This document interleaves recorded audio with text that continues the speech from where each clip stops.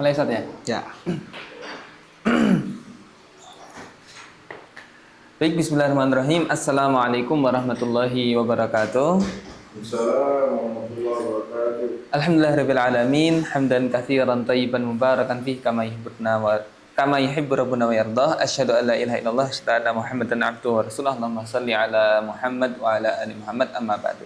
Alhamdulillah, pada malam hari ini habis maghrib kita bisa bertemu dan kita kedatangan tamu Ustadzuna Ustadz Muhammad Nur Fatoni LCMA. Beliau adalah sahabat seperjuangan satu asrama dengan Ustadz Hermanto di Ummul Qura University di Mekah dahulu.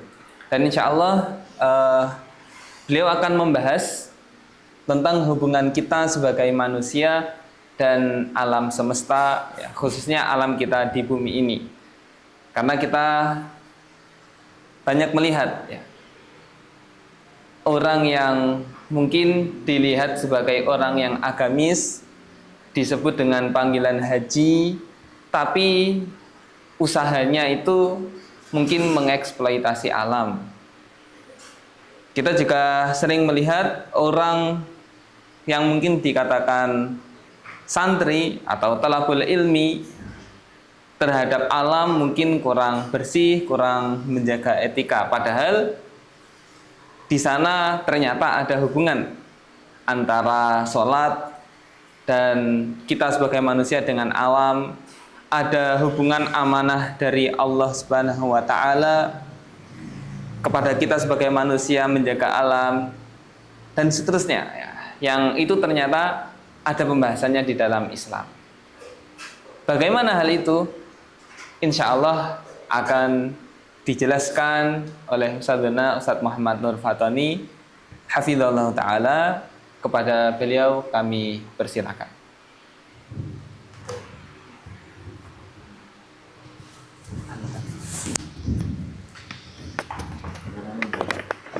Bismillahirrahmanirrahim. Assalamualaikum warahmatullahi wabarakatuh. Waalaikumsalam. Innal hamdalillah nahmaduhu wa nasta'inuhu wa nastahdihi wa natubu ilayh. Asyhadu an la ilaha illallah wa asyhadu anna sayyidana Muhammadan abduhu wa rasuluh. Allahumma salli wa sallim wa barik ala habibina wa syafi'ina wa qurrati a'yunina sayyidina wa maulana Muhammadin wa ala alihi wa sahbihi ajma'in, amma ba'du. Alhamdulillah, puji syukur kepada Allah Subhanahu wa Ta'ala. Kita pada malam hari ini diberikan nikmat yang sangat besar, bisa hadir di dalam majelis kita, majelis wa tawassaw bil haqqi wa tawassaw bis sabr. Salawat dan salam kepada junjungan kita Nabi besar Muhammad sallallahu alaihi wasallam, yang tanpa beliau kita tidak akan bisa merasakan nikmat iman, nikmat Islam, nikmat taqarrub kepada Allah Subhanahu wa Ta'ala. Bismillahirrahmanirrahim. Rabbi shrah li sadri wa yassir li amri wahlul 'uqdatam min lisani yafqahu qawli. Pembahasan tentang manusia dan alam semesta. Sejatinya manusia itu diciptakan oleh Allah Subhanahu wa Ta'ala. Wa ma khalaqtul jinna wal insa illa liya'budun. Manusia itu tidak lain diciptakan oleh Allah Subhanahu wa Ta'ala, itu adalah untuk beribadah kepada Allah Subhanahu wa Ta'ala. Alam semesta diciptakan oleh Allah Subhanahu wa Ta'ala sebagai fasilitas yang diberikan oleh Allah Subhanahu wa Ta'ala. Fasilitas yang diberikan oleh Allah kepada manusia untuk menunjang dari tujuan yang utama tadi, yaitu tujuannya adalah untuk ibadah. Tapi terkadang manusia terbalik, fasilitas dijadikan tujuan dan tujuan tidak dijadikan sebagai fasilitas, padahal itu adalah tujuan. Maka kalau kita lihat lagi dalam hadis ini,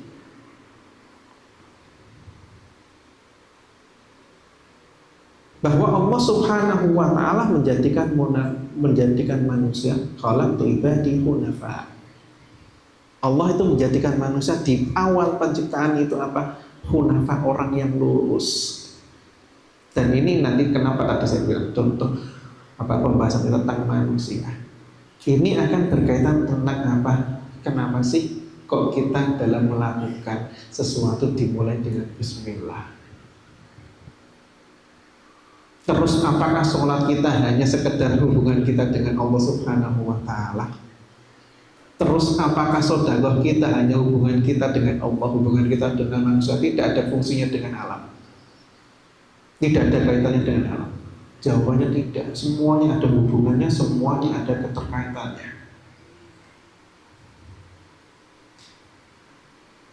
Terkadang ada muncul statement bahwa yang namanya Allah Subhanahu wa taala ketika menciptakan alam semesta ini sudah jadi diciptakan, diberikan apa?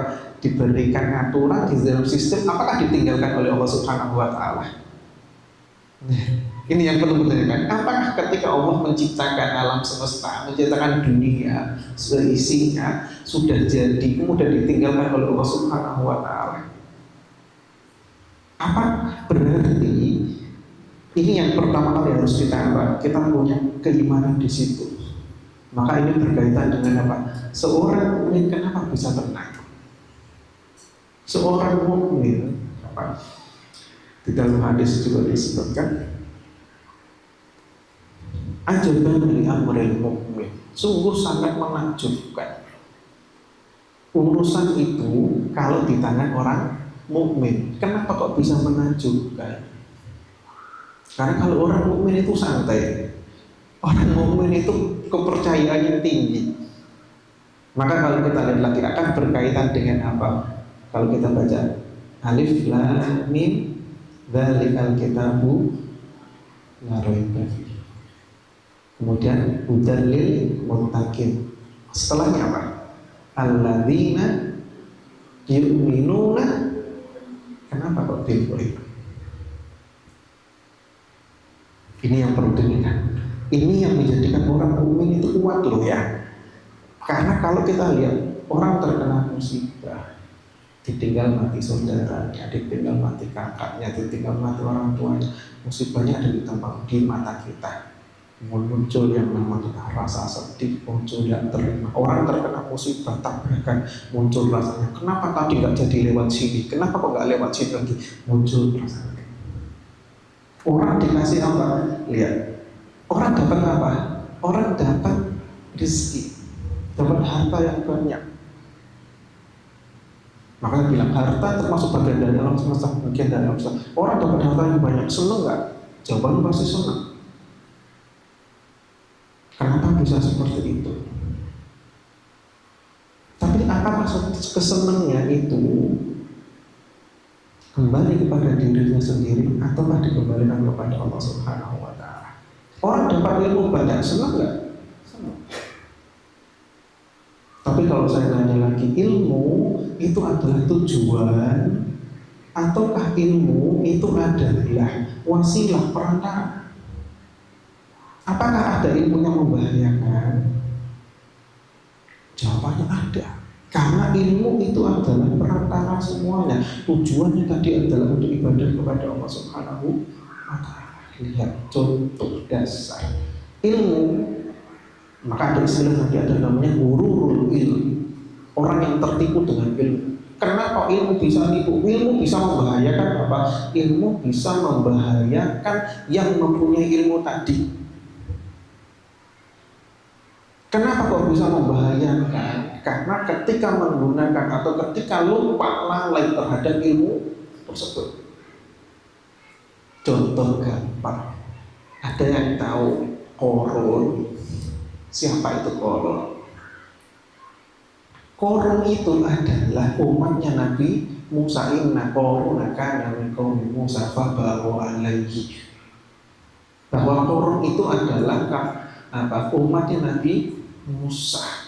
Bahkan kalau dalam tafsirnya, Korun itu adalah sepupunya Nabi Musa, orang yang pinter, orang yang kalau baca Taurat suaranya enak. Kenapa? Kok bisa tertipu dengan ilmu? Kenapa kok bisa terperdaya dengan ilmu? Kalau kita lihat hasilnya apa Korun? Hasilnya adalah dimakan oleh harta-hartanya segitu banyak dimasukkan, ditenggelamkan di dalam dasar bumi. Kenapa kok seperti itu? Lihat, permasalahannya adalah ketika Korun tadi mengatakan innama utituhu ala ilmin indi, ketika dia mengatakan bahwa ketika Korun itu mengatakan saya itu diberikan ini semuanya karena ilmu saya, lupa bahwa ilmunya itu berasal dari Allah. Maka berbeda dengan orang mukmin. Ketika dia dapat ilmu, kembalikanlah ilmu itu dari Allah Subhanahu wa Ta'ala. Digunakan untuk apa? Digunakan untuk ibadah. Maka di sini tadi kaitannya di dalam hadis tadi, aja dari amril mukmin. Kenapa kok sungguh sangat mengajukan urusan di tangan mukmin? Karena semuanya dikembalikan kepada Allah Subhanahu wa Ta'ala. Mau bahagia pun diserahkan kepada Allah. Kalau kita lihat la tafra'in Allah tuhibbul farihin. Kenapa kok farah di situ tidak bahagia, kok dilarang? Itu adalah bahagia yang merusak. Karena apa? Kebahagiaan ketika disandarkan kepada diri. Tapi kalau kita lihat Allah Subhanahu wa Ta'ala ketika mengatakan Idul Fitri itu adalah hari bahagia, apa yang diperintahkan? Baca takbir, dikembalikan lagi kepada Allah Subhanahu wa Ta'ala. Sejatinya akan seperti itu. Maka kalau kita mau introspeksi lagi, kalau kita mau menghayati lagi, ketika Allah Subhanahu wa Ta'ala menciptakan manusia, maka dunia ini sudah ada. Bahkan ketika manusia meninggal, dunia pun ada masih ada. Tetapi manusia kadang sibuk dengan yang namanya dunia. Tapi kembali lagi, sibuk dengan dunia dengan kelemahan yang ada pada diri manusia. Maka kalau kita lihat banyak di dalam ayat Al-Quran, orang mengatakan, oh saya itu memperbaiki, padahal dia merusak. Wa nahnu lahu muslihun. Ketika dia mengatakan, oh kita itu memperbaiki, ingin perbaiki, tapi padahal dia merusak. Kenapa kok beliau seperti itu? Kembali lagi, pola pikir manusia ketika dia memperbaiki, pola pikirnya adalah berdasarkan kemampuan pikiran manusia yang pendek, berdasarkan kemampuan pikiran manusia yang terbatas. Bisa terbatas dengan tujuan tertentu, bisa terbatas dengan dengan golongan tertentu, bisa terbatas dengan dengan maksud tertentu. Selesai di situ maka terbaik sesuai dengan golongannya, sesuai dengan kemampuannya. Tapi lihat Allah Subhanahu wa Ta'ala ketika mengatakan itu baik bagi semuanya. Ini yang perlu dilihat. Karena apa? Kembali lagi, manusia itu terbatas dalam segala halnya. Contoh, kita harus bisa memikirkan bagaimana keterbatasan manusia. Sekarang antara seorang anak dengan orang tua. Nah ini saya mengibarkan antara bagaimana pandangan Allah dengan pandangan manusia. Anggaplah manusia itu seperti anak, Allah itu seperti orang tua. Bukan berarti saya menyamakan, tidak, tapi saya memberikan memberikan pendekatan yang rasional. Ketika anak suka permen, maka dia akan mengatakan permen itu yang terbaik bagi anak tersebut. Sama seperti halnya manusia suka harta, maka akan mengatakan harta itu adalah yang terbaik bagi dia. Ketika tidak dikasih harta, biasanya ngeluh, kenapa kok nggak dikasih? Anak ketika pada permen, mentak permen, dia akan punya pikiran bahwa permen itu yang terbaik bagi dia. Ketika nggak dikasih orang tuanya, akan mencaci maki orang tuanya. Tapi dari pikiran manusia, kalau dari pikiran orang tuanya, ketika anak itu dikasih permen, kemudian dia sakit, akan lebih berbahaya. Maka begitu juga dengan Allah Subhanahu wa Ta'ala, ketika manusia dituruti terus, akan menjadikan dia berbahaya. Tapi kembali posisi kita, posisi manusia itu seperti anak-anak di situ. Yang seakan-akan yang kita ingini, yang kita tujui itu adalah yang terbaik bagi kita. Maka kenapa sih sebenarnya ketika Allah Subhanahu wa Ta'ala tidak memberikan, tidak mengabulkan pada waktu itu juga, kita kadang-kadang berontak, kenapa sih kok nggak diterima? Saya doa, ya Allah saya sudah doa sering seperti ini, minta ini, oh, bahkan mengatakan Allah itu zolim, Allah seperti itu. Dan jangan sampai seperti itu, karena tadi logikanya kalau orang tua saja bisa melihat dari sisi yang lain dari keinginan seorang anak, begitu juga dengan Allah Subhanahu wa Ta'ala, dengan pola pikir manusia yang terbatas. Sedangkan Allah Subhanahu wa Ta'ala tidak ada kebaikan kecuali yang baik di sisi Allah Subhanahu wa Ta'ala. Kalau Allah sudah mengatakan yang baik, berarti itu pasti akan baik bagi manusia. Tapi kalau manusia mengatakan baik, belum tentu. Bisa jadi pada waktu itu ketika dituruti akan mendapatkan dampaknya yang buruk. Maka kalau kita lihat, biasanya hikmah itu terjadi di belakangan, kita baru sadar. Karena posisi kita adalah seperti itu. Maka dalam ayat Al-Quran tadi, kenapa sih kok pertama kali hudal lil muttaqin alladzina yu'minuna bil, karena pintu masuknya itu semuanya ada di situ. Kita percaya tuh, kalau kita lihat rukun iman itu ada berapa? Ada 6.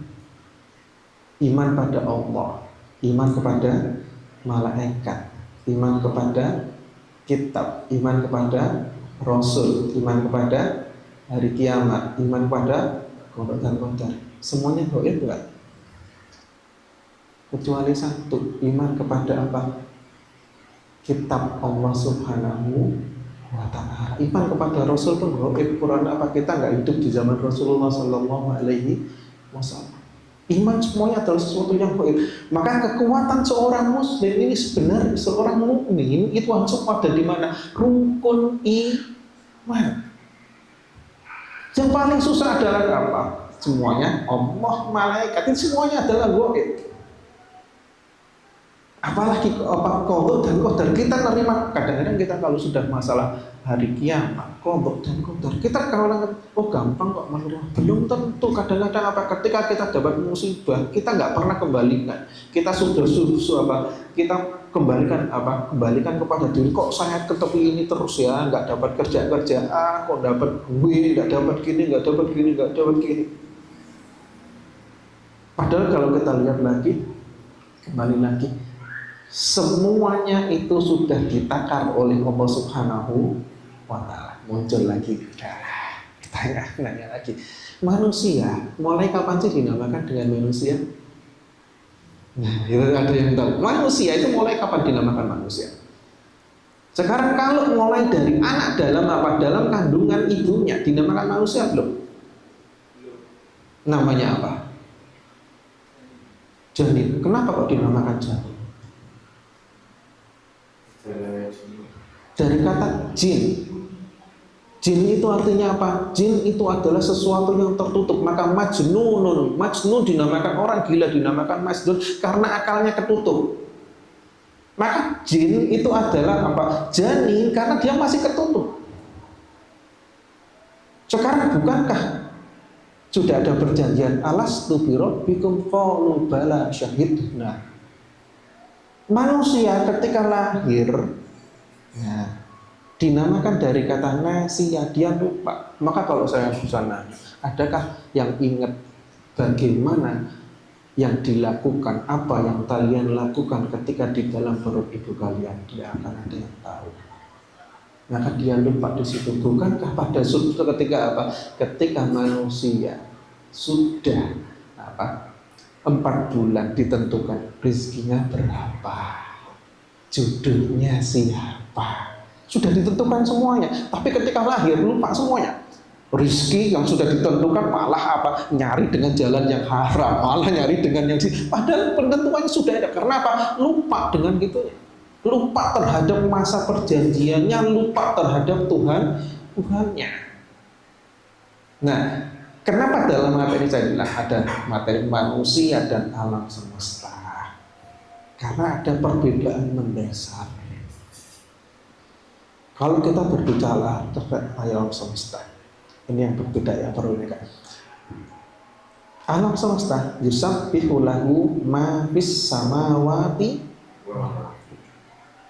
Mereka semuanya bertasbih. Walakin la ta'lamun tasbiham, tapi apa kalian nggak tahu bagaimana mereka tasbihnya? Berarti mereka itu tunduk dan patuh kepada Allah Subhanahu wa ta'ala. Sekarang kalau kita mau pakai logika, ini saya dengan logika sederhana aja biar gampang. Sekarang kalau kita pakai logika, ketika mereka semuanya tunduk dan patuh kepada Allah Subhanahu wa ta'ala, kalau kita mau dilihat alam semesta dimanapun sebelum manusia masuk, bukankah ekosistemnya semuanya tertata rapi? Tertata rapi. Kenapa kok ada ini? Kenapa ada ini? Kenapa? Karena Allah sudah mempersiapkan dengan detail di situ. Ini adalah hasil dari Allah Subhanahu wa ta'ala. Ketika manusia masuk, muncullah kepentingan. Oh, saya butuh kayunya. Oh, saya butuh tanahnya. Oh, saya butuh ininya. Maka terjadilah yang namanya banjir, terjadilah yang ini. Kenapa bisa seperti itu? Karena manusia mengatakan ingin memperbaiki, tapi sebenarnya memperbaiki sesuai dengan apa? Hanya sesuai dengan keinginan. Padahal kalau kita lihat lagi, mereka bertasbih, maka muncul lagi ini kan. Kalau kita sumpah, kalau kita lagi suntuk, kita lagi banyak permasalahan. Sekarang kalau saya nanya, milihnya kemana? Mau duduk di alam mendengar gemericik air, duduk menyendiri di gunung, duduk di pantai, atau dengar dangdutan? Kenapa kok menyendiri? Kenapa kok dengan alam? Lihat, fitrah mani inna khalaqtu ibadi hunafa. Saya itu menciptakan seorang hamba itu hunafa, yang lurus. Maka kullu mauludin yuladu alal fitrah. Setiap orang anak yang baru lahir itu diciptakan sesuai dengan fitrahnya. Lah, kenapa kok kita bisa mendapatkan ketenangan ketika kita bersama dengan alam? Karena alam itu fitrahnya tunduk dan patuh kepada Allah Subhanahu wa ta'ala. Manusia ketika bersatu dengan di situ, maka fitrahnya akan muncul kembali ke dalam fitrahnya. Karena sejatinya gini, kalau kita logikakan, dalam kita satu kumpul, dalam satu majelis kayak gini, kalau semuanya, seumpama saya yang di depan seperti ini, semuanya mendengarkan. Oke, karena memang semuanya tunduk di sini, mendengarkan semuanya. Ketika ada salah satu yang tidak mendengarkan, berarti keluar dari aturan. Yang bisa keluar dari aturan di alam semesta cuma manusia dan jin. Karena apa? Dua-duanya ini yang bisa taklif. Di sini ada yang mendapatkan taklif, yang mukallaf itu adalah siapa? Manusia dan jin di situ. Sedangkan yang namanya semuanya alam semesta, semuanya dari hewan, semuanya adalah tunduk dan patuh kepada Allah Subhanahu wa ta'ala. Lah, kalau sekarang ada satu, maka logika kita dalam satu majelis semuanya tunduk, berarti kan tenang. Maka akan kehidupannya kenapa di dalamnya mayattaqillaha yaj'al lahu makhraja, walau an walau an ahlal qura amanu wattaqau la fatahna alaihim barakatin minas samawati wal ardh. Kenapa apa hubungannya langit dan bumi, barokah langit dan bumi dengan yang namanya takwa? Karena di sini satu frekuensi loh ya. Ini satu frekuensi. Ketika gini semuanya diem, akan mendapatkan ilmu yang saya sampaikan masuk, yang di sana pun akan mendapatkan semuanya, barokahnya akan dapat. Tapi coba yang satu rame, maka akan apa? Yang sini akan muncul, yang selain akan mengatakan, loh, lagi gara-gara itu rame, saya nggak bisa mendengarkan, akhirnya apa? Saya nggak dapat ilmunya. Loh, hilanglah barokah. Itu logika sederhananya akan seperti itu. Maka kenapa dalam ayat Al-Quran, walau an ahlal qura amanu wattaqu la fatahna alaihim barakatin minas sama'i wal ardh. Berarti langit dan bumi keberkahannya, kalau manusia itu satu frekuensi, akan dibuka oleh Allah Subhanahu wa ta'ala. Berarti ada keterkaitannya antara sholat kita, ibadah kita dengan yang namanya alam semesta. Maka kenapa sih kok ketika kita melakukan sesuatu kita harus membaca Bismillahirrahmanirrahim agar apa yang kita lakukan itu sesuai dengan apa yang dikehendaki oleh Allah Subhanahu wa ta'ala. Karena sejatinya apa tadi? Pola pikir kita itu pendek. Pendek karena apa? Karena manusia terbatas. Sekarang ini coba saya keluar dari pembahasan sedikit. Saya bilang manusia terbatas. Kenapa kok bisa terbatas? Karena manusia itu dikungkung dengan yang namanya jasadnya. Ketika coba ada perbedaan yang ketika manusia roh ketika masuk di dalam jasad dan ketika roh itu keluar dari jasad. Contoh gampang. Sekarang kalau kita tidur, kemudian kita bukankah tidur itu adalah seperti mati yang kecil di situ. Ketika kita tidur, kita mimpi. Bukankah kita bisa mimpi ketemu dengan makhluk yang nggak pernah kita lihat? Bisa. Tapi ketika mimpinya balik, roh kita udah balik lagi sini, bisa nggak? Enggak. Karena kembali lagi, manusia itu terbatas. Ghaib bagi manusia itu ada beberapa hal. Ghaib dibatasi dengan waktu dan ghaib dibatasi dengan ruang. Kalau kita di sini, di balik ruang, maka nggak tahu. Maka saya bilang pemandangan manusia akan terbatas. Sesuatu yang akan datang gak akan tahu, terbatas dengan waktu. Yang sebelum kita gak akan tahu karena kembali lagi manusia itu terbatas. Maka kenapa sih kok mulai Bismillahirrahmanirrahim? Karena Allah itu Allah itu nggak tidur, Allah itu adalah punya kekuatan dan maha segala. Allah la ilaha illa wal hayyul qayyum, al hayyu al qayyum la ta'khudhuhu. Kalau kita bahas ayat ini panjang gitu. Karena ini sebenarnya kita bahas ayat kursi, intinya itu sebenarnya apa? Agar manusia tenang.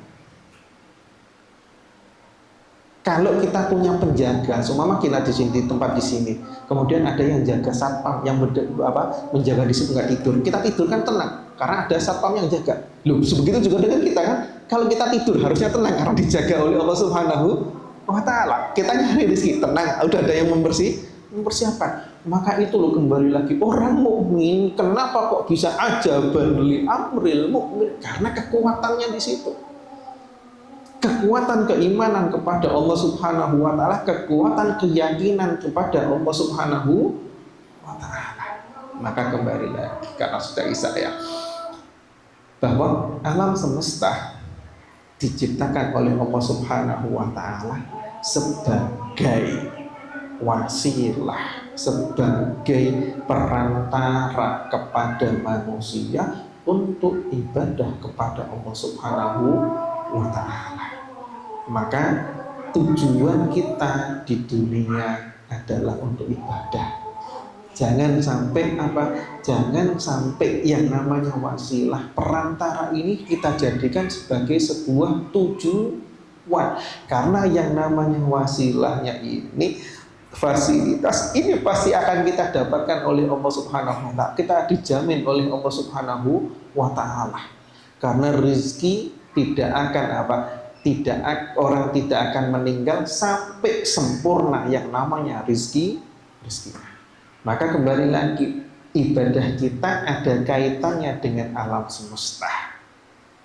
Maka bagaimana sih kita menghubungkannya? Bagaimana kita menikah? Hubungan antara sholat kita? Contohnya gampang saja. Hujan. Bukankah hujan itu adalah presisi?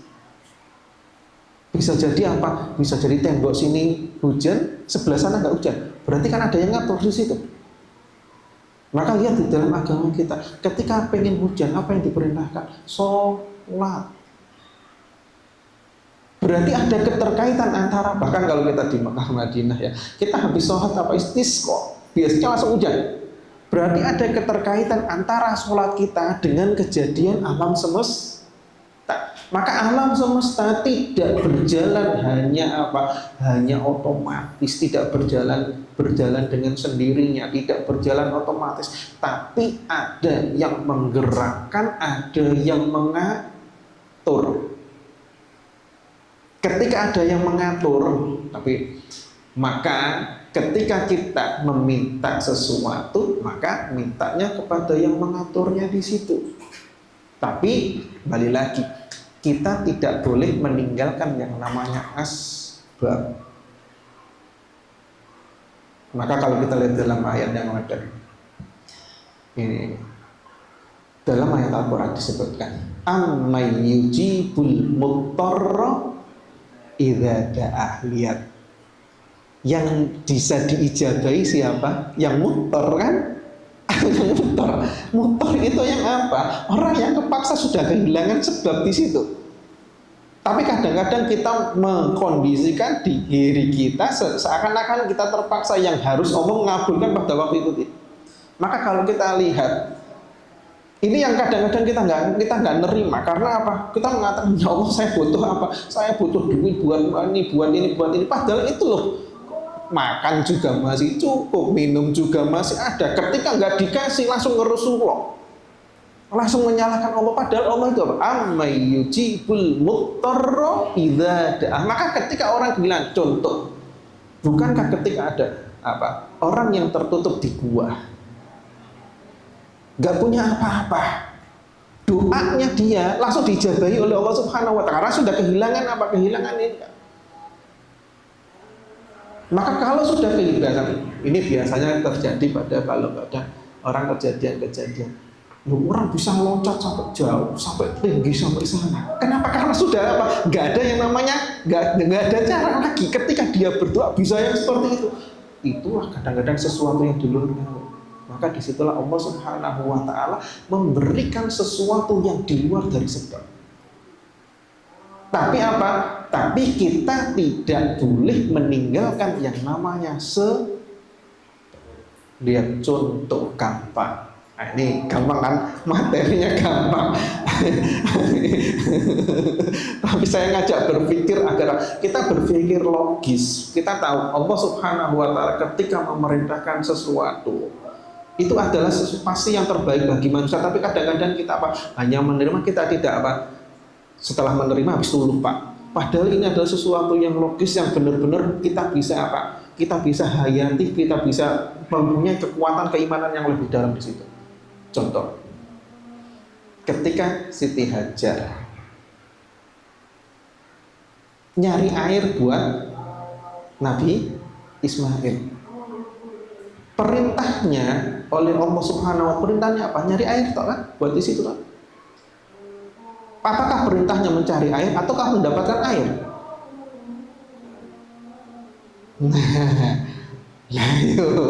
Ini yang perlu ini kan? Karena kadang-kadang kita melihat nyari yang dapatnya, bukan nyari yang di sininya toh. Sekarang kalau kita lihat, kita karena kita melihat bagaimana hasilnya. Kita nggak melihat dari ininya. Padahal perintahnya adalah cari rizki, bukan rizkinya untuk mendapat ini ya, tapi suruh mencari rizkinya di situ. Tapi untuk dapat rizkinya itu kan Allah yang mengaturnya di situ. Maka lihat kadang-kadang sesuatu kadang-kadang tidak terpikir. Nabi Ibrahim wa'adzin fin nasi bil hajj itu diperintahkan di Mekah, nggak ada manusia, nggak ada orang, diperintahkan untuk adzan menyeru manusia untuk haji. Loh, perintahnya siapa yang mau dibilangin? Loh, nggak ada manusia kok. Nah, siapa yang ini menyerukan ke siapa? Loh, nggak ada manusia kok. Tapi perintahnya wa'adzin. Wis yang penting apa? Yang penting apa? Panggilan yang terserah nyampainya kepada manusia, biarlah Allah yang menyampaikan. Bahkan sampai sekarang pun lo lihat Nabi Ibrahim sudah meninggal berapa ribu tahun. Sampai sekarang kan apa? Kita punya keinginan untuk ke Baitullah. Kenapa? Gara-gara wa'adzin fil nasi bil hajj. Tapi kadang kalau kita lihat, karena kita kadang logikanya kita balik. Logikanya yang penting dapatnya, kita nggak merintah apa, nggak ngelihat perintah untuk nyarinya, pengennya dapatnya yang banyak, dapatnya yang ini. Padahal perintahnya adalah nyarinya, karena dapat segini itu ada kadarnya masing-masing. Diperintahkan untuk nyari sesuai dengan apa yang diperintahkan, dengan jalan yang diperintahkan oleh Allah Subhanahu wa Ta'ala. Nanti hasilnya ya Allah yang memberikan seperti apa. Maka tadi contoh Hajar ketika mencari di sini. Lah kalau carinya air, kenapa kok enggak Allah langsung memberikan airnya kepada dari Hajar itunya, dari lari-lari ke Safa dan Marwah, malah dari kakinya Nabi Ismail. Nah kalau mau kok dari tadi kok enggak dari tadi aja langsung keluar airnya? Karena perintahnya adalah untuk mencari. Maka sebenarnya Allah itu ingin memberitahukan kepada kita, ada yang ngatur, ada yang memberikan, ada yang ini kan. Contoh, saya kasih contoh lagi. Ini udah mulai sederhana lagi. Sekarang kenalkan Nabi siapa? Nabi Ibrahim. Bukankah pernah dibakar? Yang dibakar itu Nabi siapa? Nabi Ibrahim kan? Dibakar kan? Sekarang kalau kita mau nyari berpikir logis lagi, lah Allah Subhanahu wa Ta'ala kenapa kok membiarkan Nabi Ibrahim dibiarkan untuk dibakar? Lah harusnya kan kalau ingin menyelamatkan Nabi Ibrahim sebelum dibakar sudah diselamatkan kan? Bahkan ditawari oleh malaikat untuk diselamatkan, tapi Nabi Ibrahim nggak mau. Kenapa kok dibiarkan oleh Allah sampai masuk dalam api? Bukan. Allah ingin menunjukkan bahwa alam semesta itu ada di dalam genggaman Allah Subhanahu wa Ta'ala. Api yang punya sifatnya apa? Membakar, bisa panas. Maka apa doanya Nabi Ibrahim? Bardaw wa salaman ala Ibrahim. Ya narukuni bardaw wa salaman ala Ibrahim. Kalau berhenti ya narukuni bardan, bisa jadi Nabi Ibrahim meninggal dunia. Meninggal kenapa? Kedinginan. Tapi lihat ayatnya, ini Allah kalau kita bahas dalam Al-Quran, kenapa sampai detail ya? Bahasanya sangat-sangat ini. Kuni ya naru kuni bardan. Kalau berhenti di sini Nabi Ibrahim bisa mati karena kedinginan. Maka wasalaman, dingin ini. Yang ingin Allah masih tahukan bahwa api yang mempunyai fungsi, mempunyai kebiasaan membakar dan panas bisa berubah kalau Allah memerintahkan untuk berubah. Berarti Allah ingin memberitakan, alam semesta itu ada yang ngatur, ada yang memerintahkan. Kalau yang memerintahkan suruh berubah, maka akan berubah. Maka matahari terbit dari timur. Kalau Allah memerintahkan terbit dari barat, jadi dari barat. Nggak bisa otomatis yang seperti itu. Maka ada yang memerintahkan. Ini yang ingin saya sampaikan di dalam majelis ini. Alam semesta itu semuanya tunduk dan patuh kepada Allah Subhanahu wa Ta'ala. Karena mereka tidak diberikan yang namanya akal, dan mereka diberi apa? Inna aradnal amanata 'alas samawati wal ardh, sampai akhir ayat ya. Mereka nggak mau, mereka mainnya tunduk. Wa hamalal insan innahu kana zaluman jahula. Kenapa dikatakan dzalum? Kenapa ini jahula? Ayo muncul lagi kan. Kenapa dzalum? Karena sebenarnya manusia nggak mampu.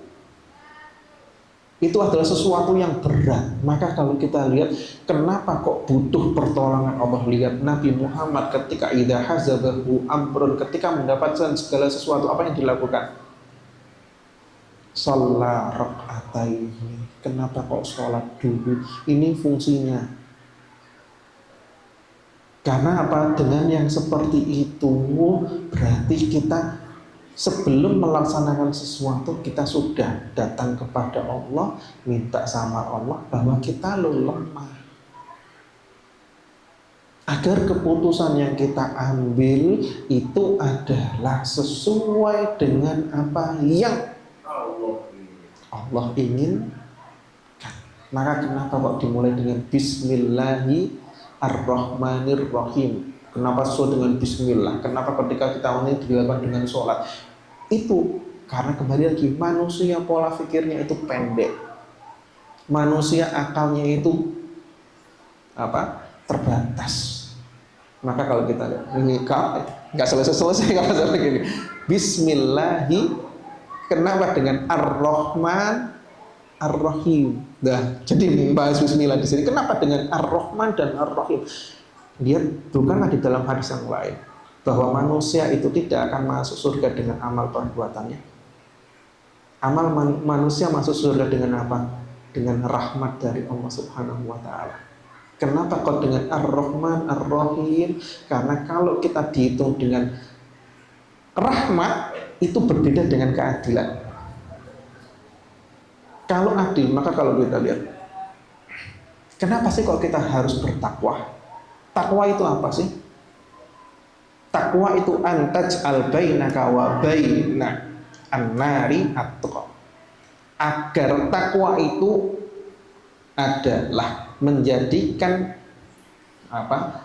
Pencegah dari sifat marahnya Allah Subhanahu wa Ta'ala, sifat adilnya Allah Subhanahu wa Ta'ala, mencegah manusia dari masuk neraka. Maka dinamakan waqoyaki, wikoyatan. Waqoyaki yaitu menjaga, wakina dan jagalah. Nah, kok kita sebutkan bertakwa kepada Allah. Kenapa kok bertakwa kepada Allah, menjaga dari Allah, menjaga dari sifat adilnya Allah Subhanahu wa Ta'ala? Karena agar Allah mengedepankan sifat rahmahnya. Nah, kalau mengedepankan adilnya, manusia nggak akan bisa. Kalau mau adil-adilan, coba kalau mau adil-adilan, Allah ngasih nikmatnya berapa? Amal perbuatan kita berapa? Nggak akan seimbang. Maka kenapa Bismillahirrahmanirrahim ini agar kita mendahulukan, agar apa? Kita minta kepada Allah Subhanahu wa Ta'ala agar mendahulukan sifat rahmatnya dulu daripada sifat adil-adilannya. Kalau sudah masuk sifat adil-adilannya Allah Subhanahu wa Ta'ala, nggak akan sanggup. Karena yang diberikan Allah kepada kita dengan amal yang diperintahkan Allah kepada kita nggak akan seimbang. Maka wa in ta'uddu nikmatallahi la tuhsuha. Maka baru. Nah, ini nyambung kemana lagi? Wa in ta'uddu nikmat, bukan ni'am loh ya di sini. Nikmatun, pakai tak loh itu. Bukan ni'am loh. Bukan nikmat loh ya, pakai nikmatun. Wa in ta'uddu nikmatallahi, bukan wa in ta'uddu ni'amallah, wa in ta'uddu nikmatallah. Loh, baru di situ toh. Maka kenapa Bismillahirrahmanirrahim? Itulah dengan apa? Agar kita dengan rahmat Allah Subhanahu wa Ta'ala. Maka ditutup. Lihat ayat Al-Quran diawali dengan apa? Alhamdulillah. Kenapa dengan Alhamdulillah? Maka di dalam ayat yang disebutkan wa akhiru da'wahu anil alhamdulillahirabbil. Kenapa dengan pujian di situ? Nah, ini jadi bahas pujian lagi, akan panjang lagi dengan bahas pujian. Karena yang namanya muji, lihat, muji ada beberapa. Muji karena orangnya, muji karena sifatnya, atau muji berkaitan dengan sesuatu yang berkaitan dengan dia. Karena Ahmad muji Jamilah karena Jamilah itu cantik, berarti muji karena sifatnya. Ahmad muji karena apa? Habis memberikan uang, berarti karena perbuatannya di situ. Ahmad muji karena apa? Oh, orangnya itu cantik, bisa karena di sini. Maka lihat sekarang kalau saya nanya, kalau kalian mencintai seseorang, bukanlah kalau pengen muji pasti akan merangkai kata-katanya dulu? Repot. Kita lu sudah enak sama Allah, kalau pengen muji Allah bacanya apa? Alhamdulillah, selesai kan? Berarti sudah dikasih tahu. Kalau pengen muji Allah harus cuma apa? Alhamdulillah. Kalau kita mau apa? Muji presiden, muji menteri, pasti akan merangkai kata dengan panjang-panjang. Kalau kita jangankan Pak, ini kan kita pakai mukadimah, innal hamdalillah, dengan panjang, dengan gini. Allah memberikan kita untuk mujian jangan cuma 2 kata, alhamdulillah. Gak ada bedanya pujian dari siapa? Pujian dari orang kaya, orang miskin, orang cantik, orang jelek, orang ganteng, orang tidak ganteng, sama semuanya pujiannya. Dan ini adalah rahmat dari Allah Subhanahu wa ta'ala. Kita gak usah repot-repot nyari kata, gak usah merangkai kata, tinggal baca alhamdulillah, itu pun masih susah. Maka kembali lagi, ini kalau kita berbicara tentang yang seperti ini, bahwa kehidupan kita tadi di dalam apa? Kehidupan kita itu hanya untuk ibadah kepada Allah Subhanahu wa ta'ala. Alam semesta ini sebenarnya sudah disiapkan oleh Allah untuk menunjang ibadah kita. Perintah kita diperintahkan oleh Allah untuk melaksanakan perintahnya, sedangkan nanti keinginan hasilnya sudah ditentukan oleh Allah Subhanahu wa ta'ala. Maka bagaimana prosesnya? Prosesnya adalah kita hanya melakukan sesuai dengan apa yang diperintahkan oleh Allah Subhanahu wa ta'ala. Maka ketika kita melakukan sesuai yang diperintahkan, alam semesta pun akan mengikuti. Maka dalam artian keseluruhan ya. Maka kalau contoh sederhana saja, balik lagi, orang jualan, siapa sih yang menjadikan orang itu mau datang untuk beli? Kadang-kadang sudah ditawarin banyak dulu, udah dirayu dengan gini malah nggak jadi beli.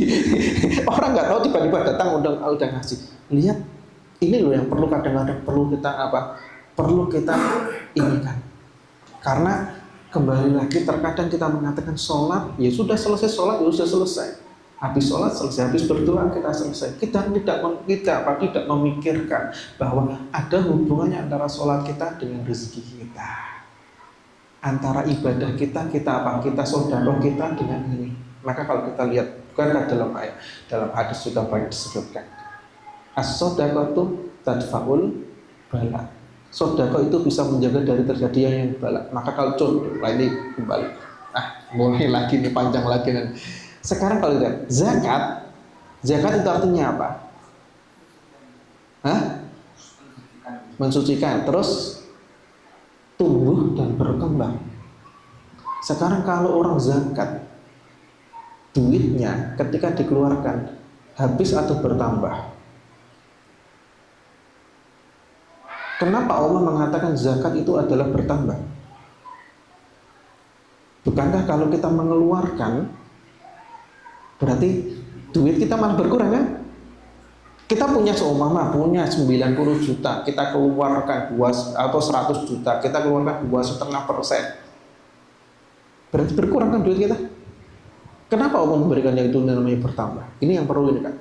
Karena kadang-kadang kita melihat yang seperti ini, melihatnya enak yang dikasih, berarti dia dapat duit. Orang yang ngasih kehilangan duit. Padahal ini loh, Allah kenapa sih memberikan yang seperti ini? Ini ada berkaitannya. Kenapa kok dinamakan bertambah? Karena yang namanya rezeki bukan cuma masalah duit toh. Karena kita lihat, kita biasanya apa fokusnya rezeki itu adalah masalah duit, kita dapat pemasukan.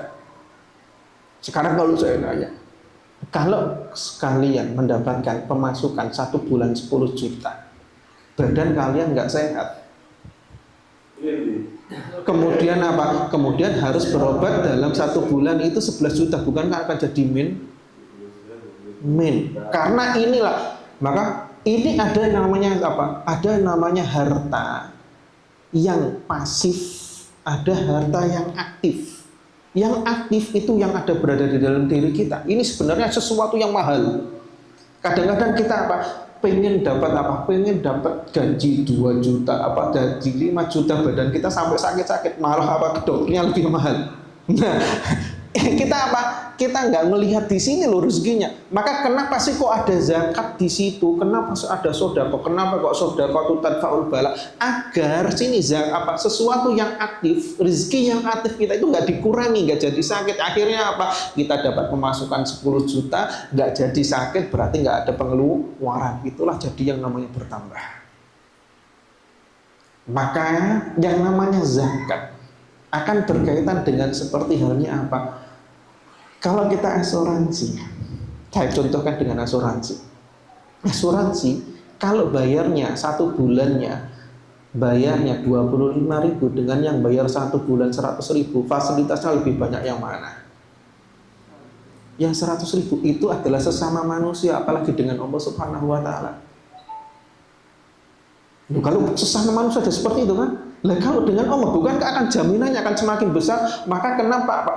Orang tidak akan, hartanya tidak berkurang karena yang namanya zakat. Kenapa bisa seperti itu? Sebenarnya itu adalah jaminan loh ya. Tapi kita jangan, karena tadi pola cara pikir, pola pandang kita seakan-akan itu keluarnya di, padahal kalau kita asuransi tiap bulan itu kita mengeluarkan belum tentu dapat imbalannya. Kalau di sini bukankah Allah ada jaminan, memberikan jaminan? Kenapa jaminannya? Jaminannya banyak. Sekarang contoh logika sederhana. Kita sering ngasih kepada tetangga kita. Tetangga kita kasih 1 bulan 50.000, 55.000. Ketika sering kita kasih seperti itu, apakah mungkin tetangga kita kepikiran untuk nyuri harta kita? Enggak enak. Mau dicuri, mau tiap bulan dikasih kok. Nah, maka sebenarnya ini berbeda yuk. Pola pandang, pola pikir. Ketika orang berbuat baik, sebenarnya yang dibaiki itu nggak enak. Kenapa nggak enak? Dia akan terikat dengan yang namanya kebaikan. Seumpama Ustadz Hermanto, tiap bulan saya kasih duit 50.000. Apakah dia berani nyaci maki saya? Belum tentu. Nggak enak tiap bulan dicaci, tiap bulan dikasih kok mau nyaci maki. Karena sebenarnya apa? Jadinya kalau kita berbuat baik, dia akan apa? Berbuat jelek dengan kita, itu akan repot. Tapi coba kalau setiap hari saya marahin Ustadz Hermanto, terus dia akan lebih memarahi.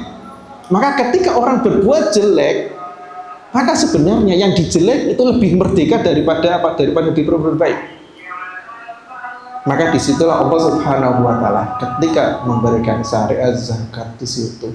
Kenapa kok zakat itu bisa bertambah? Karena sebenarnya pokok pangkalnya ini yang akan dijaga. Maka suatu saat ketika kehilangan harta, ketika kurang hartanya, maka tetangga sekitar dia akan menolong karena ingat, oh dulunya juga sering, dulunya seperti ini, dulunya. Bukankah itu adalah jaminan dari Allah Subhanahu wa Ta'ala? Secara tidak langsung itu adalah jaminan dari Allah Subhanahu wa Ta'ala. Maka permasalahan kita tadi, judul kita, kenapa adalah manusia dengan alam semesta? Manusia dengan alam semesta diikat oleh Allah Subhanahu wa Ta'ala dengan yang namanya ibadahnya. Karena di sini ibadahnya yang akan apa? Yang akan bisa menghasilkan dari keduanya. Ketika dia ibadahnya kuat, ibadah bukan berarti, jangan berpikiran kalau saya mengatakan ibadah, oh sholat tok, zakat tok, tidak. Ibadah dalam arti luas, ibadah adalah kullu ma yuhibbullahu wa rasuluh, segala sesuatu, segala perbuatan yang dicintai oleh Allah Subhanahu wa Ta'ala. Itulah yang dinamakan dengan ibadah. Dengan di situ yang namanya alam semesta, baik itu manusia, baik itu apa alam jamat dan lain sebagainya, itu juga akan mengikuti. Maka inti dari yang saya sampaikan tadi adalah apa? Wa ma khalaqtul jinna wal insa illa riya. Tujuannya itu adalah ibadah dalam artian luas.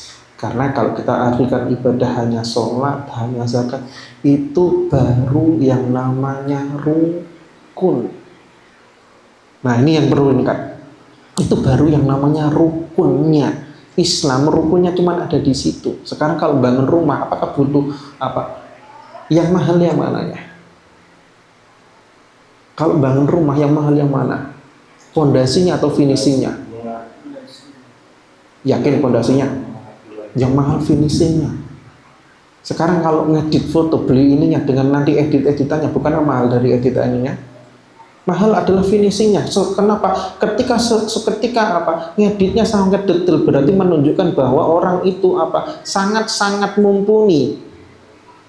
Tapi kalau hanya sekedar di sini bikin pondasi, saja pondasi sudah selesai jadi kan, tapi nanti finishingnya sampai kecil-kecil dan ini lebih mahal. Yang mahal kan di situ kan. Nggak akan orang ke pondasi 40 juta sudah ketahuan selesai. Nah sekarang nanti finishing ininya berapa? Ngeluarin 1 juta, 1 juta, satu segini 1 juta. Ini lebih dari apa? Lebih dari ininya. Kalau finishingnya asal-asalan, maka muncul nanti omai aja di api apa elek kan gitu. Dan manusia juga seperti itu, pondasinya ada di mana? Pondasinya nanti ada sholatnya, itu pondasinya di situ. Finishingnya di mana? Finishingnya adalah bagaimana manusia dengan manusia, bagaimana manusia dengan alam semesta, bagaimana manusia dengan hewan dan lain sebagainya. Finishing ada di situ. Maka kalau kita lihat lagi, kenapa ini akan berbuah yang namanya iman, Islam, yang namanya ihsan, berbuat baik. Nah ini finishingnya ada di situ. Berbuat baik dengan apa? Dengan manusia. Berbuat baik dengan. Maka kalau kita lihat dalam Islam, nah ini kita mau korban. Aturan dengan hewan pun masih ada aturannya. Berarti kan finishing dari keimanan kita. Kalau kita apa nggak punya, kita punya mengatakan kita iman, tapi apa? Ketika nyembelih pakai pedang tumpul, bukan keiman kita dipertanyakan?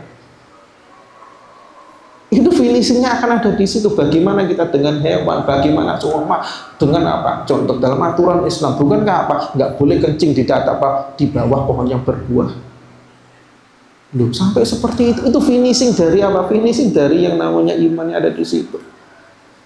Itu akan melihat apa? Melihat perilaku, disitulah yang akan dilihat. Oh manusia itu iman atau tidak, ataukah hanya sekedar sholat tadi?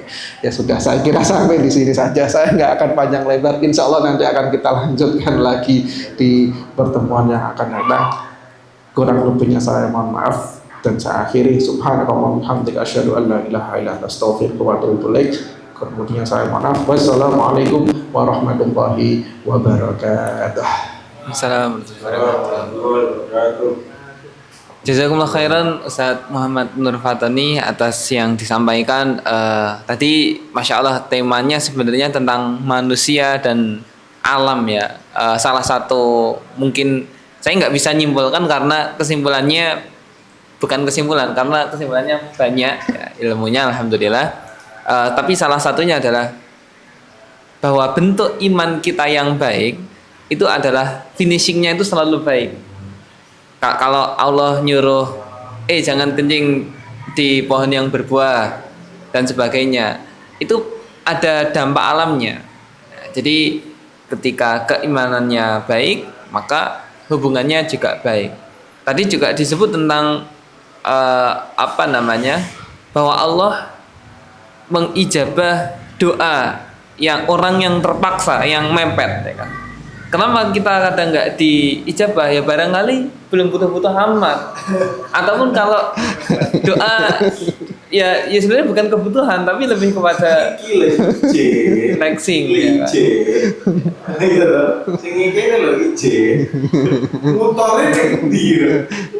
Terus kemudian disebut juga tentang perintah Allah kepada Ibunda Hajar ya kan. Suruh nyari air ya kan.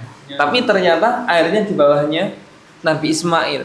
Berarti bukan masalah hasil yang disuruh itu, tapi usahakanlah sebab. Sebabnya adalah usaha itu. perintahnya mencari itu. Yang penting golek.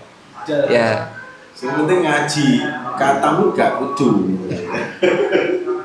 Masalah hasil itu urusan Allah. Ya, jadi alhamdulillah beberapa hal yang ruwet di pikiran saya saat itu alhamdulillah terjawab dengan kajian ini. Kalau dari nahi lebih santai dan Iya. Saya kadang mikir apa aku salah. Maksudnya konsep berpikir saya itu itu judul lagu. misal ngedit Zat, namanya freelance kan nggak mesti ada Zat. Cuman kok gini-gini aja, mana kok gak mesti enek job gitu. Tapi pas mepet pasti ada. Ya insya Allah, masya Allah sekali ya, banyak hal dan ya Islam itu ternyata seindah itu ya, bahwa Allah mendahulukan rahmatnya daripada keadilannya. Itu menurut saya sesuatu yang dalam tanda kutip bisa dipikirkan secara mudah, tetapi orang banyak nggak kepikiran kan begitu kan. Ya. Fala ta'qilun insyaallah. Makanya waktu yang kajian pertama saat Ustadz Muhammad Nur Fatani jurusan kodok, saya pikir itu takdir kan, jurusan takdir. Tapi akar katanya sama saja. Hah? Akar katanya kodok sama kodi itu sama. Ya sama, tapi Sama penggunaannya akan berbeda. Maka kodi dinamakan kodi itu karena dia sudah memisahkan, sudah menetapkan. Ya sama, kodok itu kan kalau sudah ditetapkan sama Allah Subhanahu Wa Taala sudah selesai.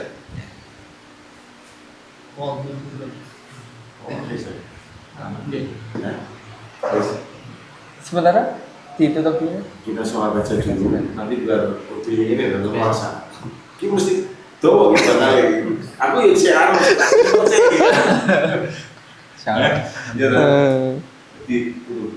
Ya, alhamdulillah kita cukupkan dulu sesi pertama kita. Insya Allah kita sambung setelah sholat isya. Kita tutup ya setelah sholat isya dan asyaknya sekalian. Alhamdulillah kita tutup dengan hamdalah dan doa kafaratul majelis. Alhamdulillahirabbil alamin. Subhanakallahumma wa bihamdika asyhadu an la ilaha illa anta astaghfiruka wa atubu ilaik. Wassalamualaikum warahmatullahi wabarakatuh. Waalaikumsalam warahmatullahi wabarakatuh.